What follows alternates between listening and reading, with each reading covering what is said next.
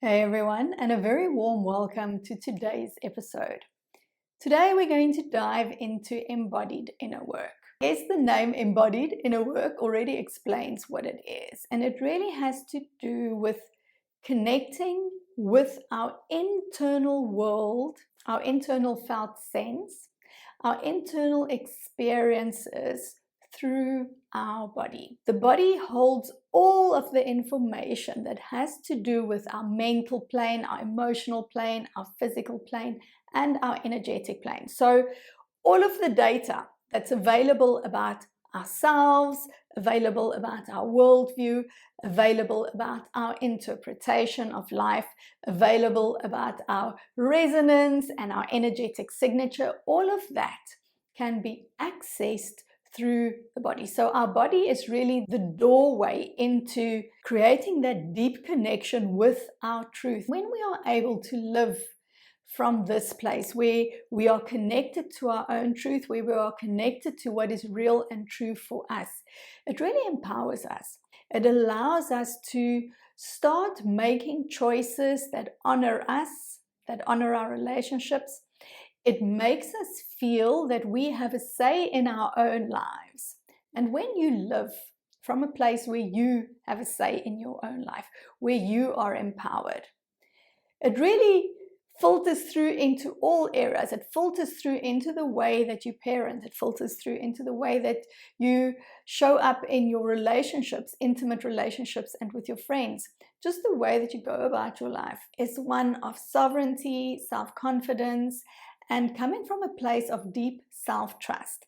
So many women that I speak to have self-sabotaging patterns. I know I have some of my own, and I feel that when we are really able to connect with our authentic selves and our truth, we can start to break these patterns. All of these things about ourselves that we feel hold us back, all of the things that get in the way of us living our best, most radiant and magnetic life, we can start unraveling those through connecting with our body, through getting access to all of the data that is available there. And so the inner work part of embodied inner work means that we really dive into what the body holds, the information that the body has to share with us, and we clear out the rubble, we clear out the rubbish and the debris and the nonsense that has gotten stuck there over the years. But not only that, we don't only clear out the rubble through our inner work, but we also excavate the diamonds and the gems and all of the precious pieces of us that we maybe didn't even know we had. So before I move on, I want to ask you a favor. If you enjoy what I've shared so far and you found it helpful, please can you let me know by giving the video a thumbs up. So hit the like button, and this way it tells me that you enjoyed it, you found it helpful, and it also helps this video in the algorithm. Okay, I really appreciate that. So doing inner work is such an important part of our own personal growth, our own development, and it really allows us to bridge the gap between, if we do it from an embodied inner work perspective, it allows us to bridge the gap between our hearts and our bodies and our mind so that we can begin to bring these into alignment. And this is what leads us to wholeness. This is what leads us to feeling more fulfilled and to start living our lives in purpose and on purpose. Most of us live life in one of three ways. So I've created a model to illustrate this. I call it the 3 levels of living. Now each level represents how an individual experiences their life and all of the situations and things that happen to them. And I'm going to take you through this model so that you can understand the implications of living on any one of these 3 levels. So the first level is what I call autopilot mode.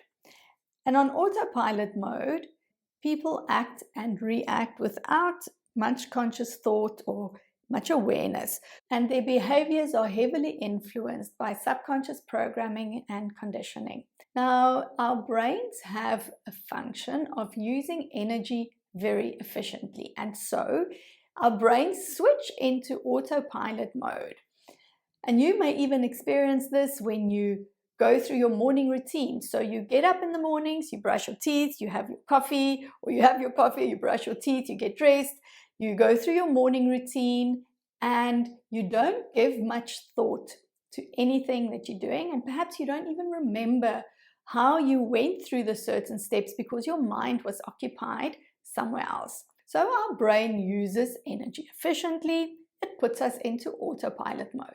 The problem is when you live your life in autopilot mode all the time. This is really a space where we are in our victim mode. You're in a victim frame of reference. You're in a victim energy where life happens to you. You feel helpless. You feel that you don't have a say, and it really is a very disempowering space to be. So that's level 1. Level 2 is the level of conscious cognition.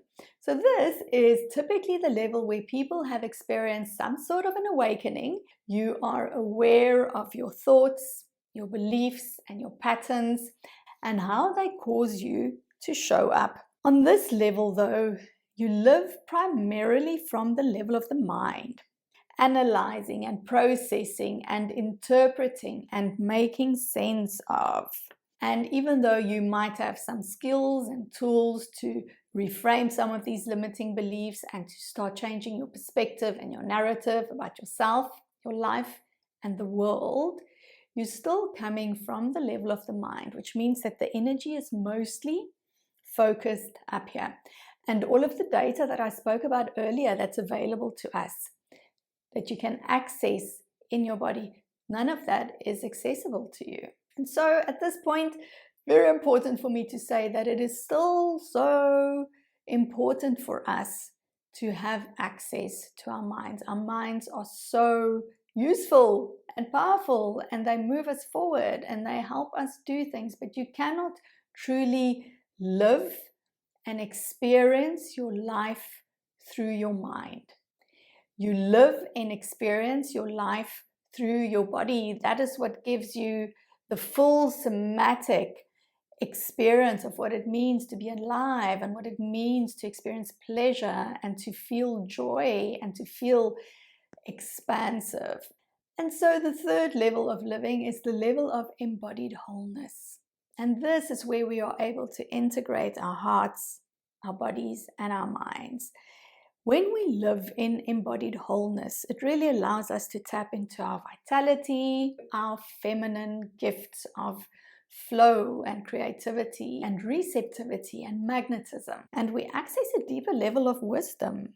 And when you are skilled in level 3 living, you are also skilled to effortlessly switch between your action-oriented masculine energy and your intuitive and receptive feminine energy. You can use them as the situation calls for it. So this is really what we intend to do then with embodied inner work, is to get to that place where we can access and call on both of these energies, and we live in a way where we are connected not only to the power centrum that lives in our mind, but also the huge, great power, rich power centrum that lives in our bodies. Now, what I want to share with you is how you can get started on doing this embodied inner work.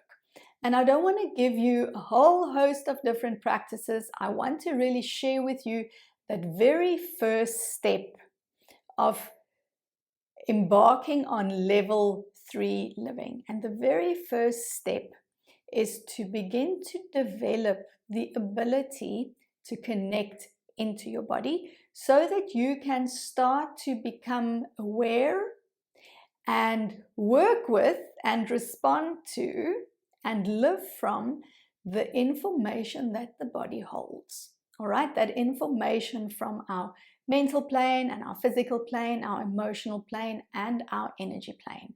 So by learning the ability and the skill of tapping into what your body has to tell you, this not only drops you down from level 2 living, where you come out of your mind, but it opens you up to a whole new way of being.